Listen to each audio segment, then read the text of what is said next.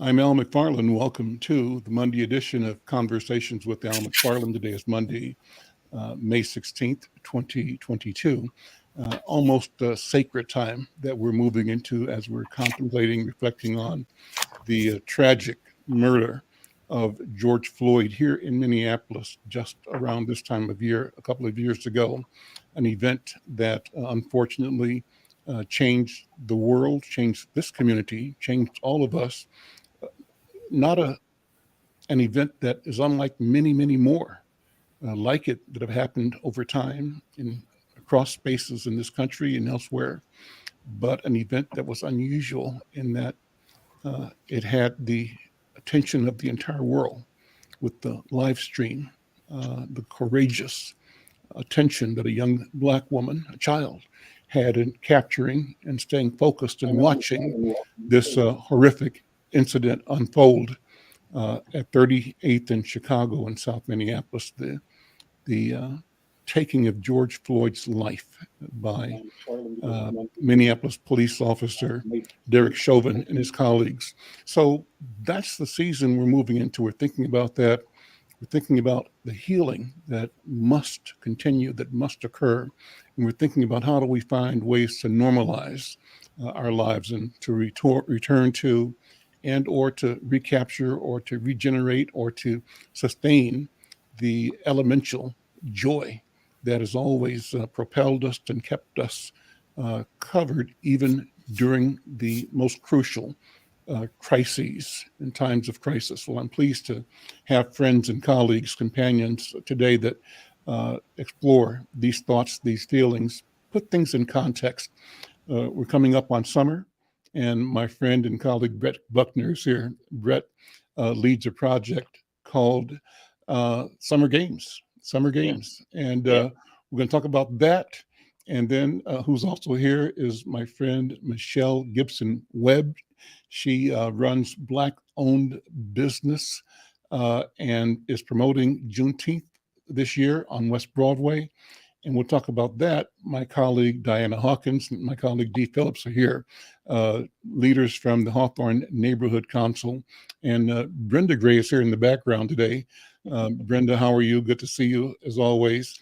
So we're going to begin just by Brett having you jump in and talk about what the summer games are. And Brett and Brenda, Dee and Diana and Brenda, if you want to come on board, as the spirit moves you, you can put things in context and talk about, the history, the culture, the community, the family, anywhere you want to take it, about business, how we have to cooperate, collaborate, make things happen, about community organizing, about neighborhoods. So we're open like that, and we are going to have a great conversation. Brett, let me pass the mic to you. Welcome, brother. Good to see you again. Always a pleasure. It's always a pleasure to be with you and Diana and everybody. Thank you again for the opportunity. Al,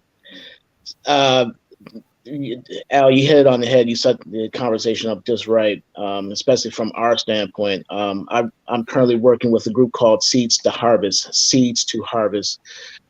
coalition of now rising to 74 organizations, individuals across our community that the week of George Floyd, we stepped up because of this issue.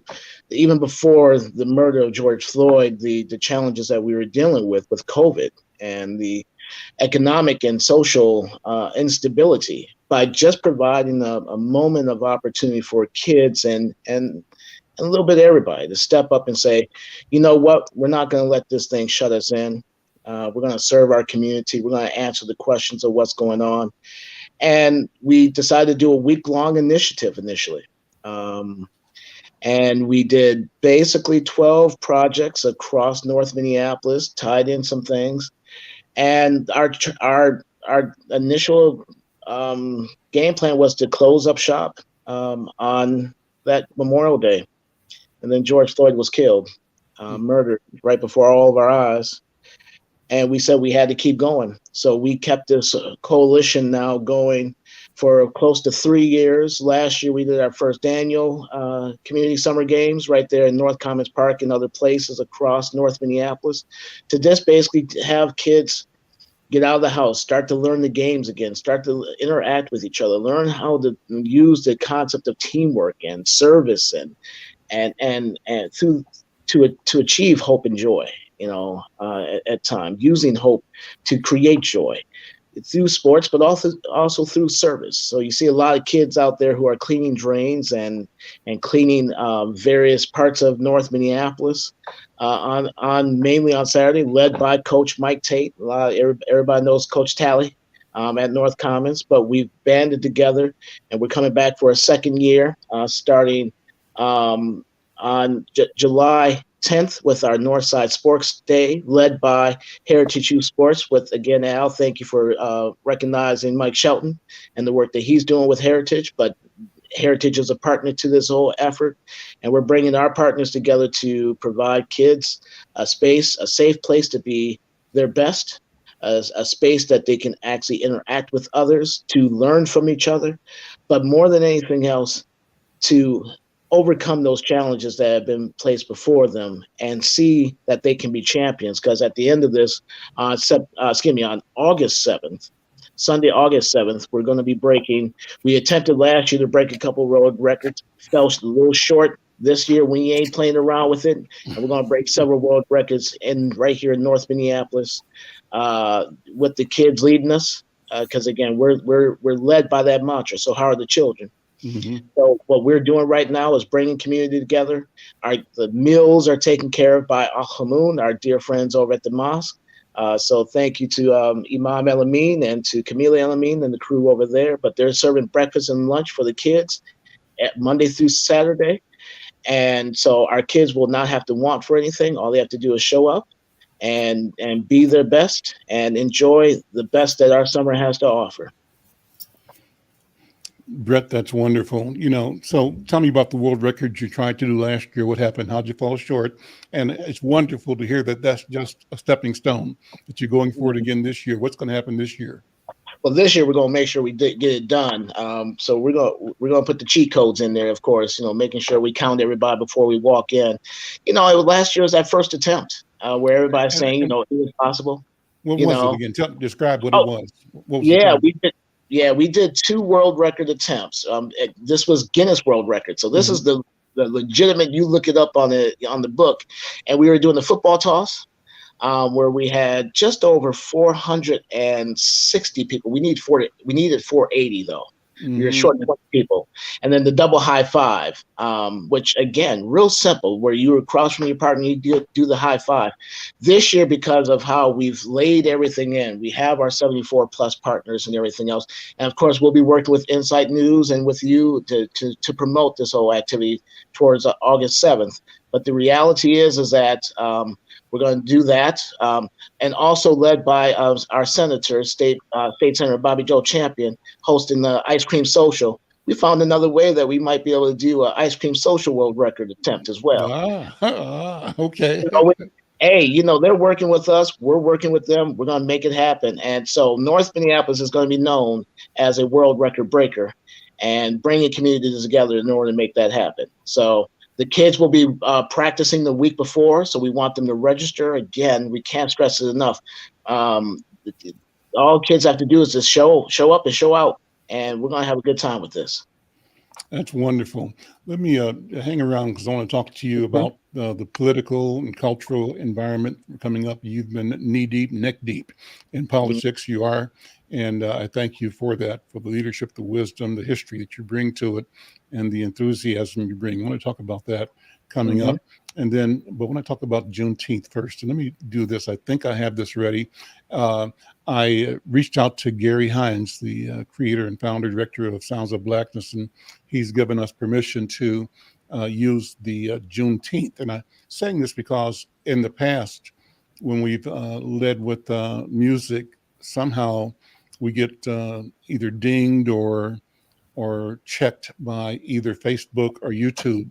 And there's a question of a challenge. If somebody, says, are you authorized to use this music? Because they want to protect the artist, intellectual property and copyright, et cetera.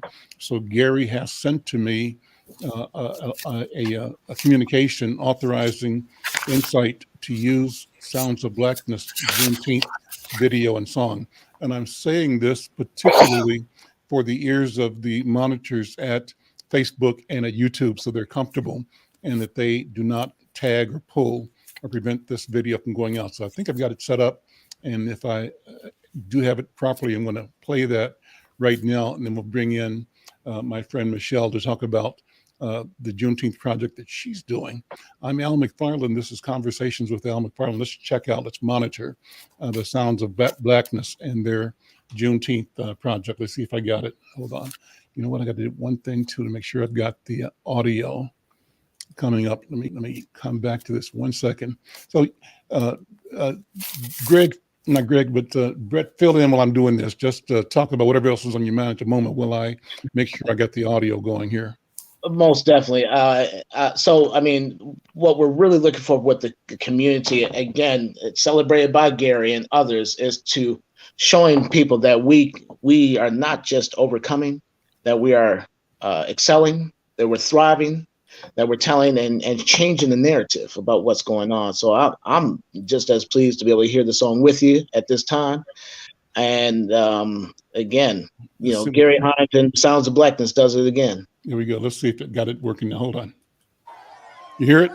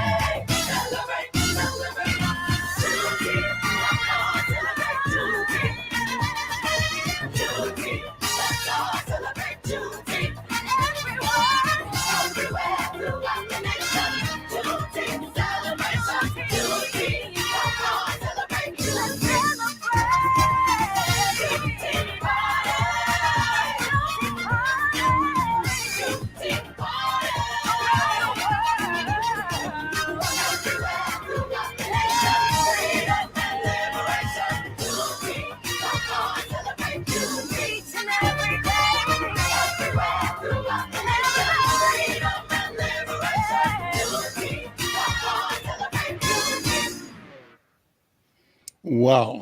Hey, that's great. We're going to play it again in a bit. I think I love that so much. So let me change this.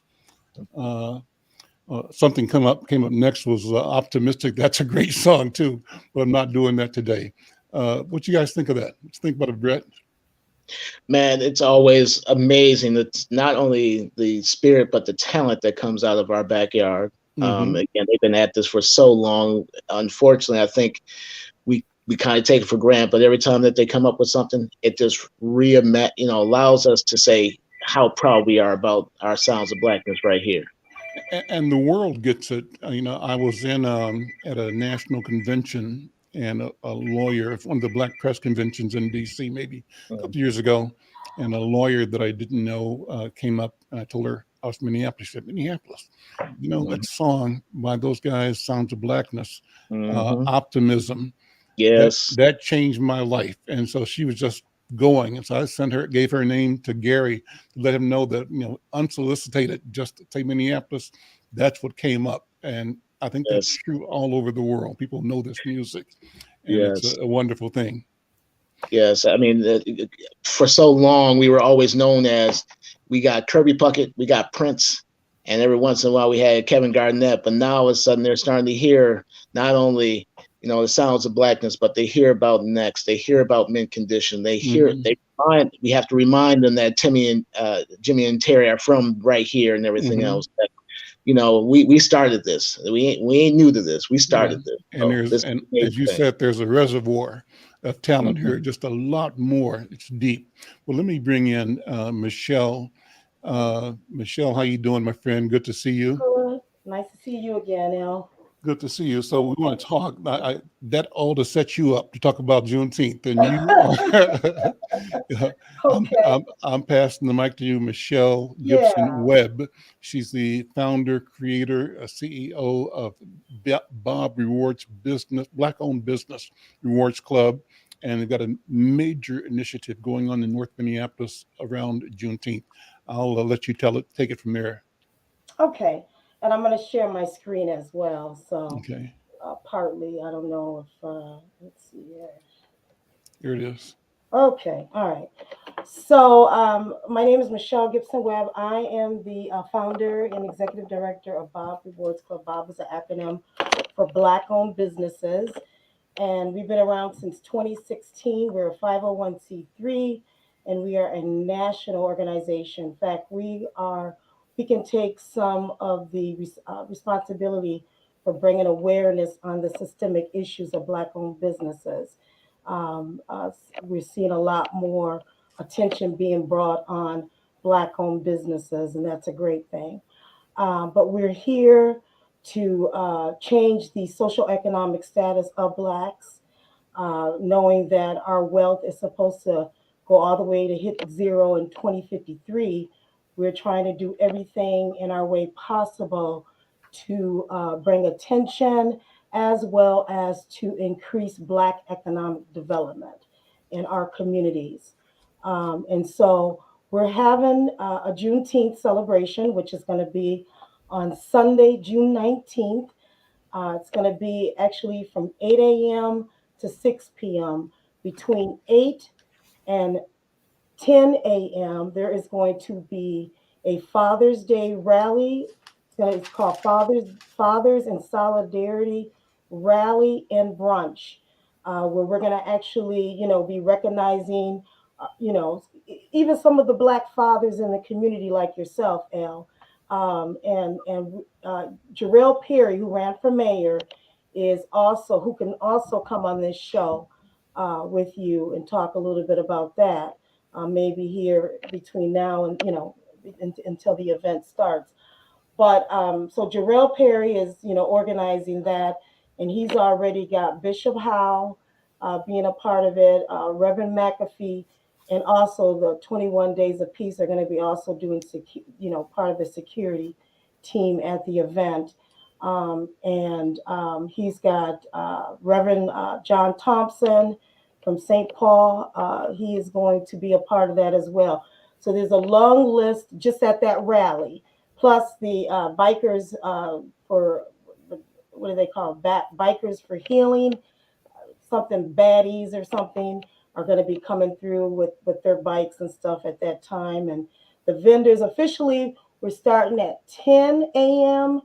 10 a.m. is going to be when we start the live music, which is going to go all day long. We've got a lot of local live entertainment, as well as we will be doing some speaking on Black economic development. There will also be a fashion show that is going to be held during that time.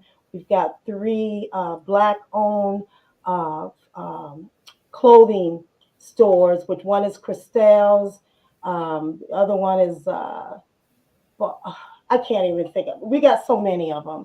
We still got people coming in, and I'm really bad at names. But you can go take a look at the website now.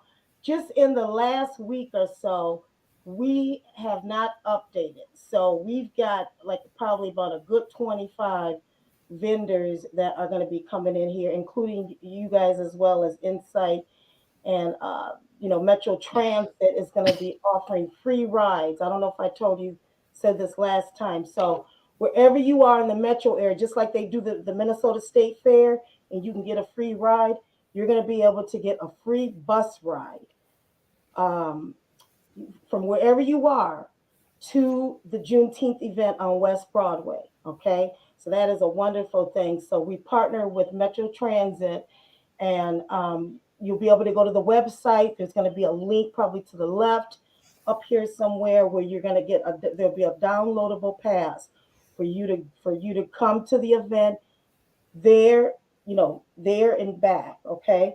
So we hope everybody, take advantage of that if you don't need to drive, because West Broadway is already a busy street and parking is kind of going to be kind of crazy. Now we're not going to go all the way, on West Broadway, because West Broadway is long. So we're going to take this event in small increments, where we're going to start out, I think about 3 or 4 blocks. We're looking at Aldridge now to Emerson. Okay. So we're going to go those, and then, so we can all kind of be together. But one other thing we're going to be doing is exciting. Excuse me, and I got a little hoarseness in my voice. Um, is we're going to have a kids carnival, which is going to be really fun. I mean, kind of taking it back to, how carnivals used to be, like, having popcorn and, cotton candy and all that kind of stuff. And then also having, we're going to have some bounce houses, and we're going to have like a kids art area so they can come in and paint, and on the canvases, and all this is going to be free. Okay, in terms of the activities that the kids can do. So we are going to, we don't want to be charging a fee. So we've got a lot of sponsors that have come in, and I would like to, you can see the sponsors on the website as well, but shout out to a lot of the people in the community that have come out to support this event. Juneteenth is a very important time. It's also a time that we need to take and discuss our Black agenda. Okay, so what do we want to be like in the future for our people, and how do we eradicate some of the ills that are for our people. So it's very important. So and like even to discuss reparations and stuff like that. So and a lot of people in this movement in the Twin Cities are a part of our event. These are people that, like Trey Cruz. I don't know if you know him from Black Lives Matter, and all the work that he has done. These are people that are really trying to make a change on some of the things that we've seen, even with police brutality, and even you talk about George Floyd. A lot of them have been involved with the George Floyd case since day one. So it's just nice to see that we're at this moment in history where there's a lot more concern on our issues, I would say, on a national level. But we still have a long ways to go. A long ways to go. Okay, why don't you say the web address and give a phone number if people want to contact you to support or join or participate? It is, yep, and we're looking for volunteers, and we're looking to really get a lot of youth involved if we Hmm. possibly can. Here, let me get out of here. The website is juneteenthminnesota.com. Okay. juneteenthminnesota.com. And then, there's a lot of information on the website. And if anybody wants to call and you're confused or anything like that, you can definitely call 612-400-9500. And on the bottom of the website, there is my email is on there. Me and Ronald Buford's email, who's one of our executive board directors, Okay. email is on the bottom, which is events at bobbywards.club, and then Ronald is sponsors at bobbywards.club. Okay. Okay. Okay. Great, great. Listen, thank you. You're welcome to come back. I want this to be a successful event. It's an important event. Let me ask you, and maybe Diana and Brett, we can all have this conversation. What are your concerns and what accommodations are you making for security? We know that on West Broadway and Bryant, on my block, on the Inside News block last week, a shooting, a couple of people, I think fatally injured or injured. And so we've had this persistent problem of bad actors and bad activity. How do we make sure that we have Yeah. a Well, we are peaceful? going to have, there are going to be city of Minneapolis police officers there, but we have actually three Black security teams that are coming in. We've got Reverend McAfee's team, we've got Agape Movement, which help out with George Floyd Square. We also have the Lions of Judah. Okay. And so we're going to have a lot of security out there. Plus, we are putting in the perimeter. No guns are allowed at any of our events that we do. We just, so we actually have big vinyl banners that are going to go up around the whole perimeter that say no guns allowed. Hmm. Okay. And if anybody is found with a gun in the area, that's going to be de-escalated so Hmm. that they can, leave. Okay. Um, Gun violence is an issue, but what I say is, we can't live in fear either. That's right. Um, I know when we had our MLK event, we had no incidents of it. And so I think it does help when you have a lot of brothers that are standing around who are watching and Hmm. looking and paying attention, um, you know, um, to everything. So Great. when everybody's there, it is we ask that, everybody pays attention, Hmm. but we can't stop having fun and having celebrations. And, they need to do something about the guns all over this country. Right. It's not just a Minneapolis problem. It's a problem nationwide, you know, and that's the bigger argument right there. That's the big issue that we need to deal with so that we can. Brett, jump in here. What are your thoughts? How do we function in community, given that of late there have been an escalation of violent activities between us and against us. It's happening in both directions. And I think Michelle is absolutely correct.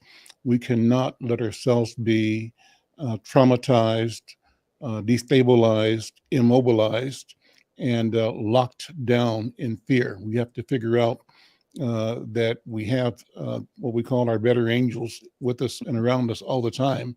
And we have to keep moving forward Yeah. in faith and fearlessly, but also being planful and being aware and ensuring that we've done all we can to execute things with the protocol that supports safety and peace. What do you think, Brett? Just what are your thoughts in general?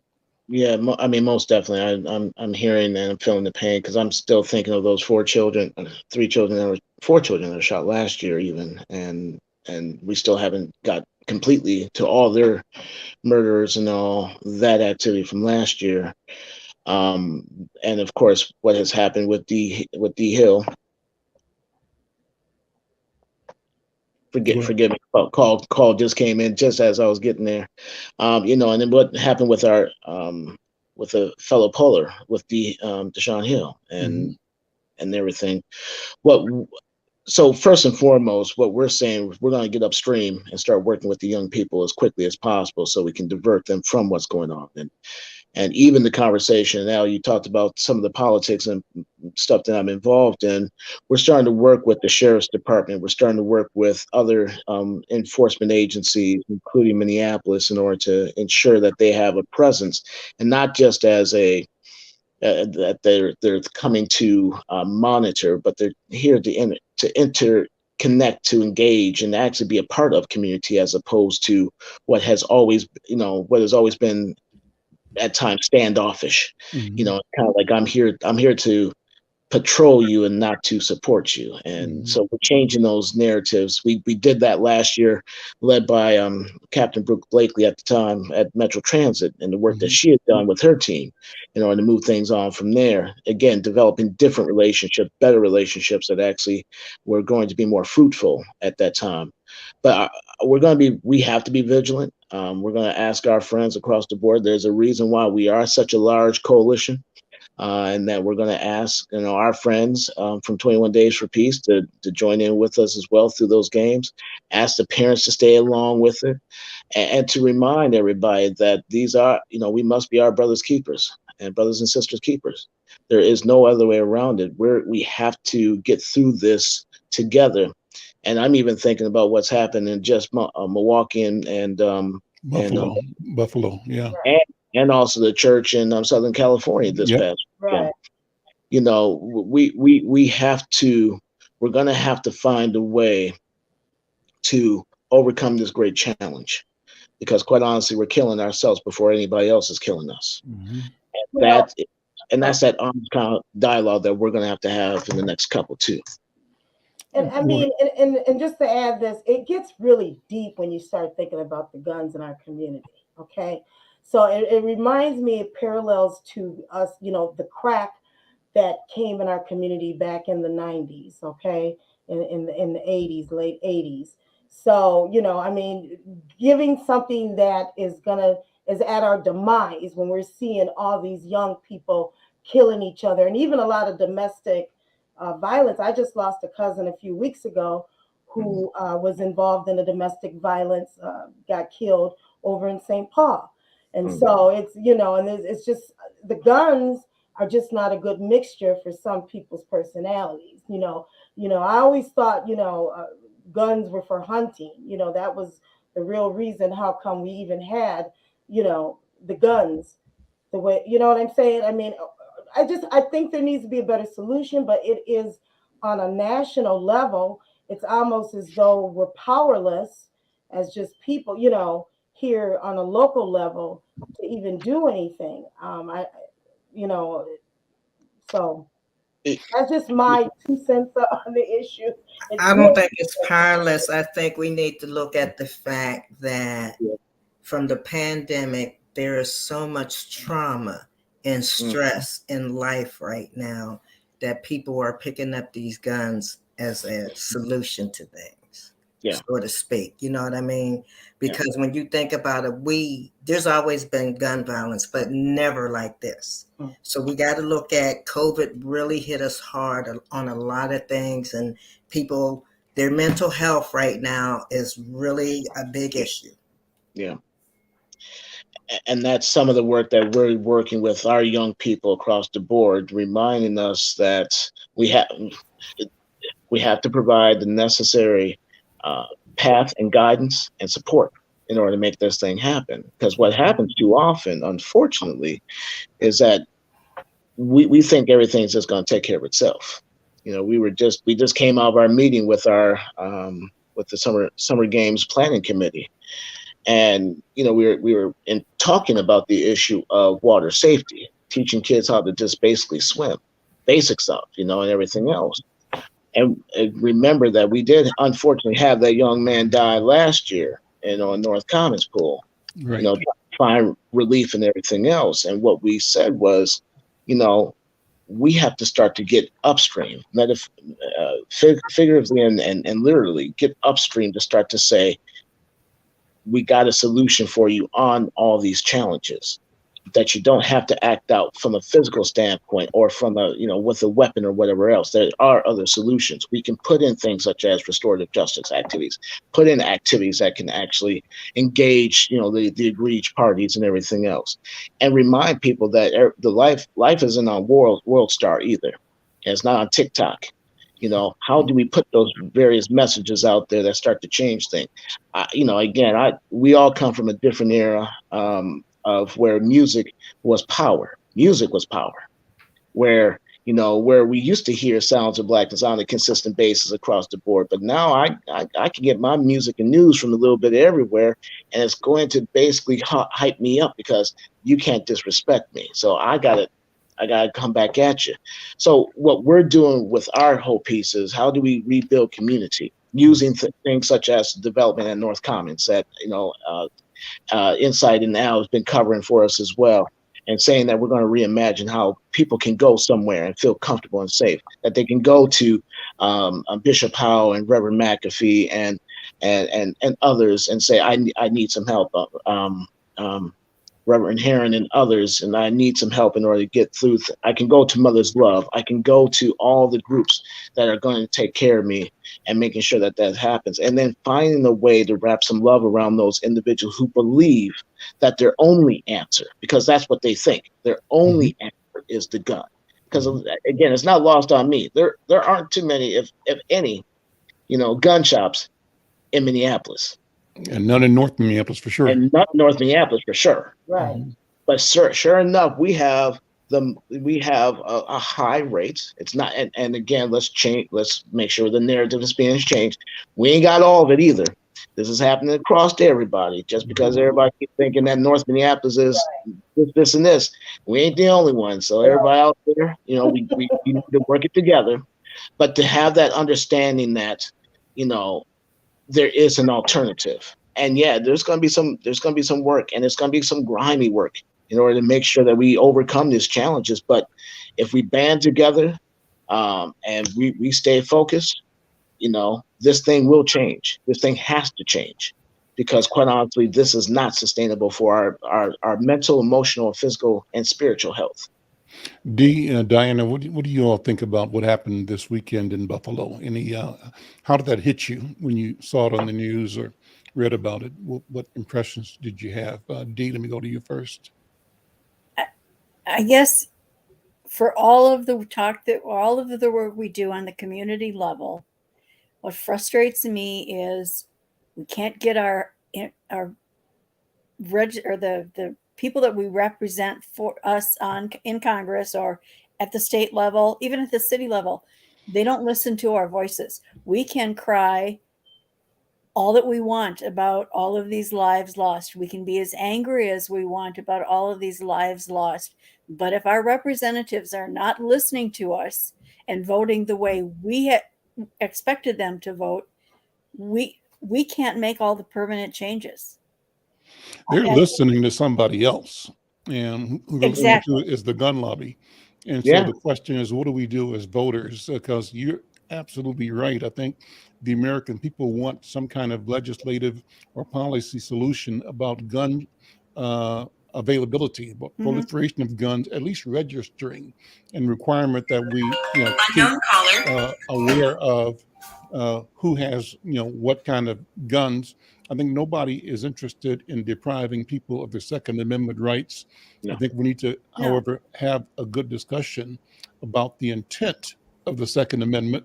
And it might not have been simply, that the colonists would be free to be able to defend themselves against the imperialist or the former colonial masters, the England and the European powers. It was in part something to do about how to ensure that there be an imbalance if there was ever an insurrection of those humans that were enslaved. That was part of it, right? So there's a double-mindedness in our history and in our country about guns. On the one hand, we say there's a noble reason about protecting our right to freedom, but there's an underside, an underbelly, and an undersided intention, and that is to ensure that the colonists and the first Americans had the firepower to protect themselves against a perceived potential insurrection by those whom they held in bondage as chattel slaves. So, but we don't want to talk about that, you know, and we've seen the ready expenditure of firepower against Black and brown bodies from the state, from, you know, meaning city, state, and law enforcement,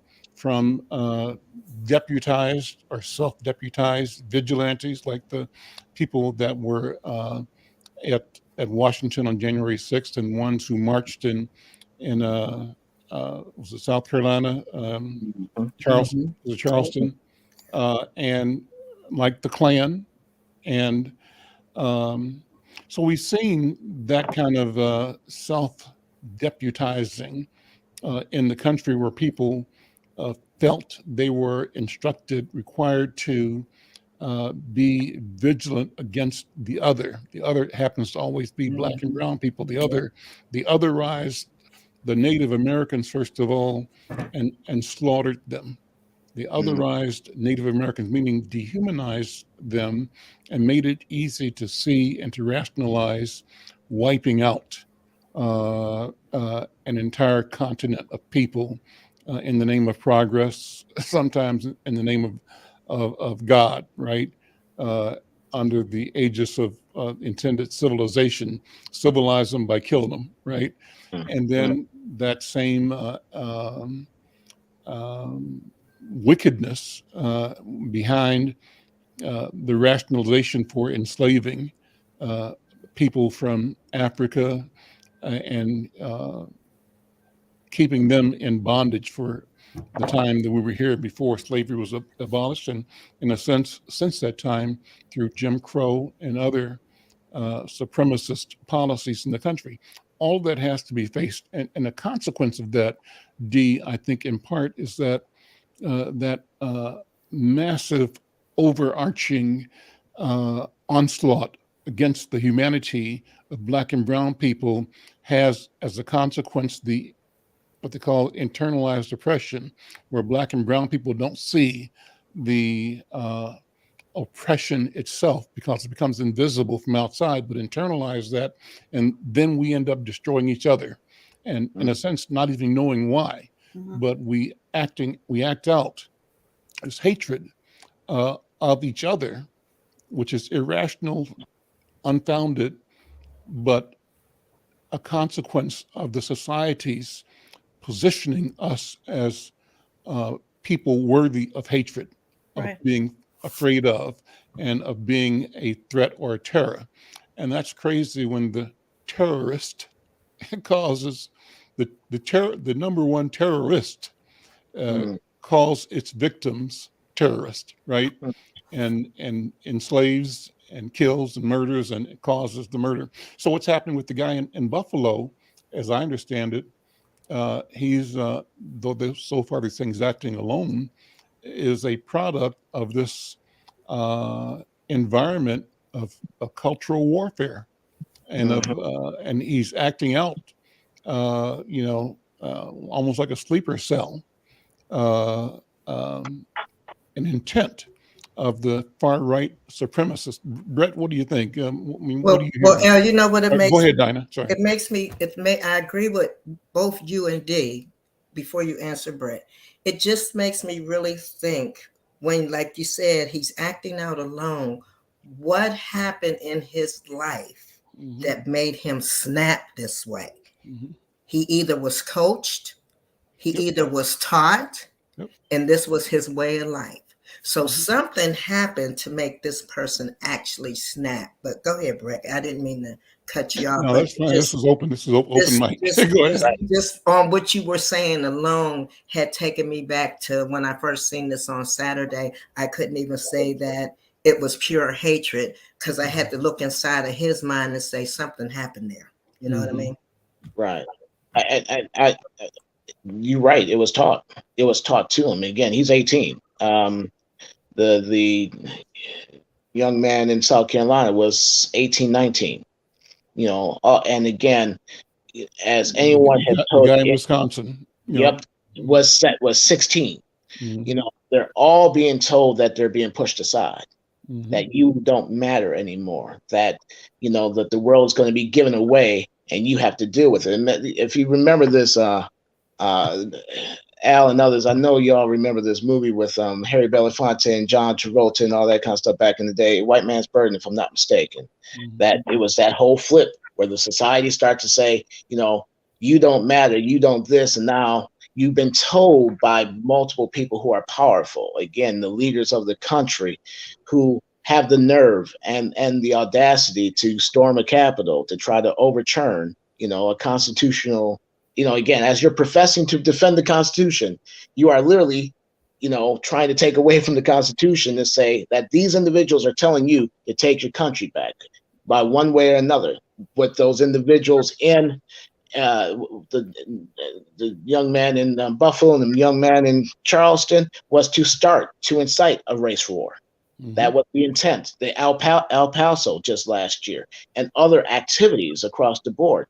That these sleeper cells are one, and this is where that police have and law enforcement have the toughest challenge, because you're dealing with an individual. You don't know what they're thinking. At least with a cell, you can at least figure out who's doing what. But with a person, with the individual, it is very difficult to understand what that individual pain and everything else. Even though with this young man in Buffalo, they actually had documentation, actually held him for a little while. But there's no mechanism to say, no, that's not the way, young man. This is a different way that we have to go. So it's going to be very difficult. Again, we have to get upstream and understand what these young people are thinking, what's actually guiding them, what are they being told, how they're being belittled in real time, how they're being challenged, how they're being, basically marginalized. Because, I'll say it this way. I'm glad I'm not going to school at this time. You cannot deal with the issues and the challenges that they're going through, especially now with the issues of this pandemic, the social unrest, the economic unrest, and the instability, that the only way that you believe that you can be powerful and to be known, because again, that's that other side to this that we're not catching on to. I want to be known as the one that created history. Mm-hmm. And so with all those things that we have to do in North Minneapolis specifically, we have to start to connect the dots with each other, have to start having these conversations. Again, some of the best material I heard not that long ago was Don Samuel's campaign a couple years ago, where they did a study and they found very simply that 90% of the crime was done by basically 10% of Hennepin County residents, and they knew exactly where they were. And the reality is once they started to do the understanding, the study and everything else, they started to realize two simple things. It wasn't economic. It wasn't social. It was just, how do I feel about my power? How do I feel about what I can do? What am I going to be known for? And that you have to start to divert those individuals very quickly.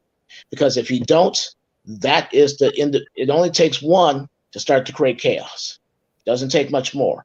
And this is where a loose community, a community that is not seeing eye to eye, that is getting caught up into, symbolism and this and that and everything else, allows for those individuals to come through that and to destroy what we're all trying to build. And so we have to start to get together. We have to overcome those differences. We have to really start to have dialogue that's meaningful, and understanding that it's going to yield something at the end. We've been told very easily, that we keep saying to ourselves, our children are our future. But if that's the case, then we have a very bleak future right now. Because when you talk with these children right now, they believe that we've left them. So we have to stop, take a pause, get back to the kids. So how are the children? That's literally Seed's mantra. And we let everybody just ask the same question. So how are the children? And that should be our North Star, our guiding light. And once we get through that, everything else starts to go. Because again, cannot stress it enough. Those were 18, 17, and 16-year-old men causing that chaos and confusion right now in the North. Brenda Lyle Gray, you're the teacher. So I'm going to ask you to reflect on this trend. Where are we failing our young people as families, as schools, as social, institutions that create these fissures that allow people to be misdirected or to be misunderstood or to develop, in a cancerous way that is unhealthy for them and the people around them. What do you think, Brenda?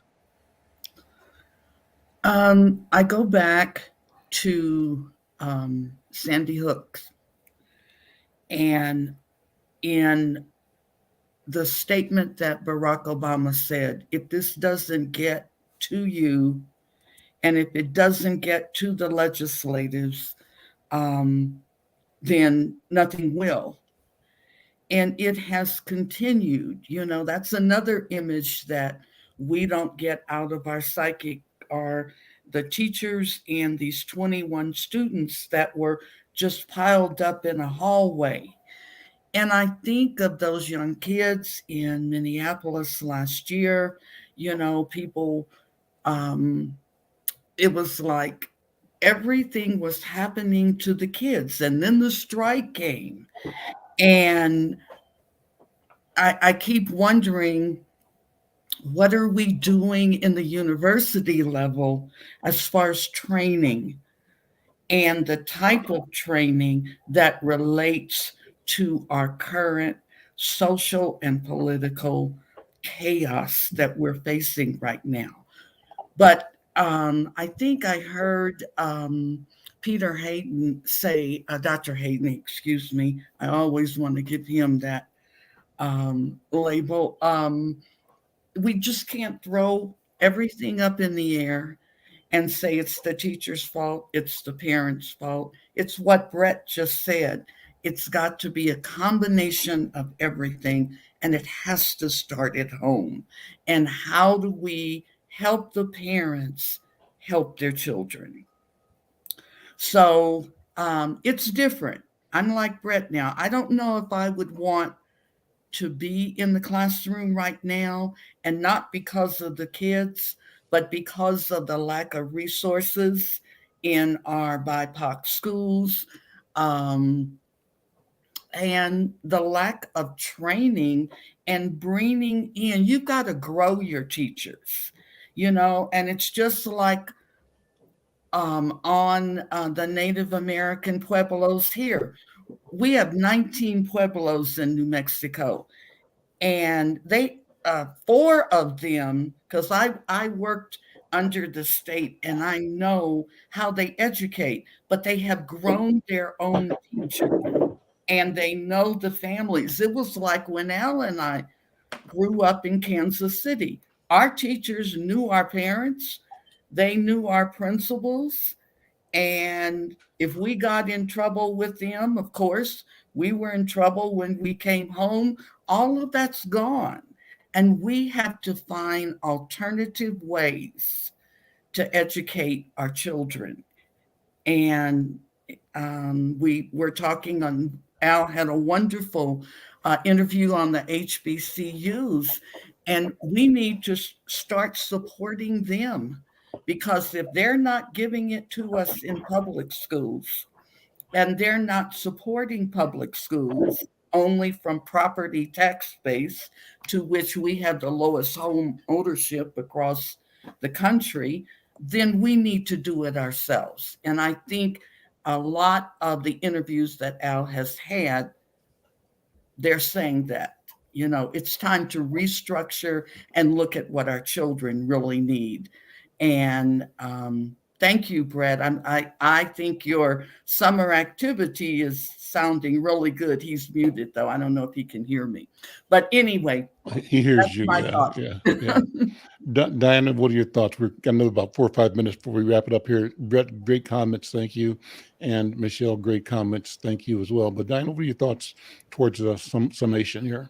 I agree with Brenda wholeheartedly and Brett, because like they said, it's we got to find out what it is that our kids actually want and how can we help them. It's not what we want for them, but it's what they want. So it's kind of like, how can we help them do what they need to do and give them the tools and the resources. We could tell them we want the whole world for them, but they got to reach for that star.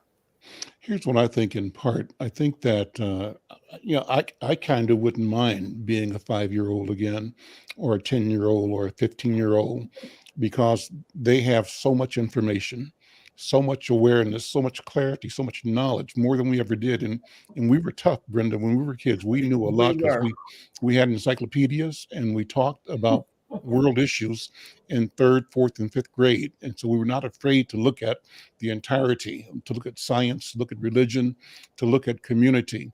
And I think the children today see that with a factor of 10 or a factor of 100, 10 times or 100 times more than we did or ever could, because the information age that they're involved in is so phenomenally different. This is a wonderful time to be alive. I think we've created the best and most powerful and potentially connected, in fact, necessarily connected generation in human history.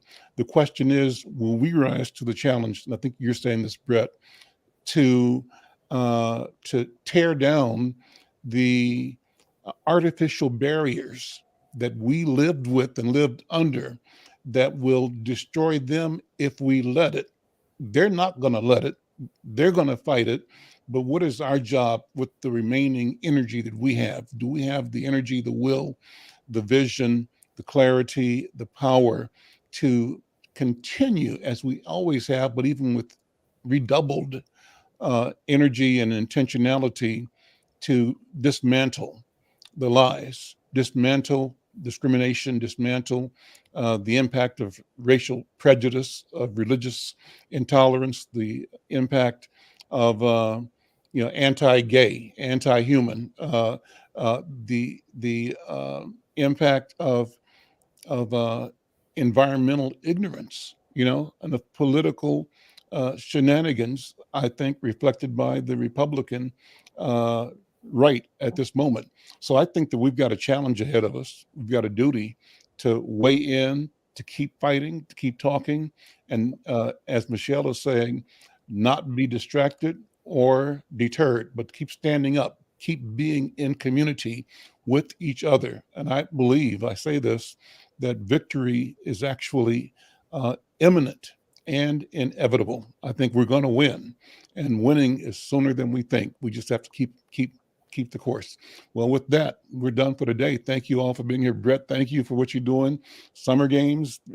Michelle, thank you. West Broadway, BOB Rewards. And you guys keep coming back. Let's keep spreading the message about what we can do with each other and for each other as we build a world in which we win. I'm Al McFarlane. We'll see you next time. Bye-bye. Bye. All right. Thank you. Good program. Good program. Thanks, guys. You're welcome. Thank you. All righty.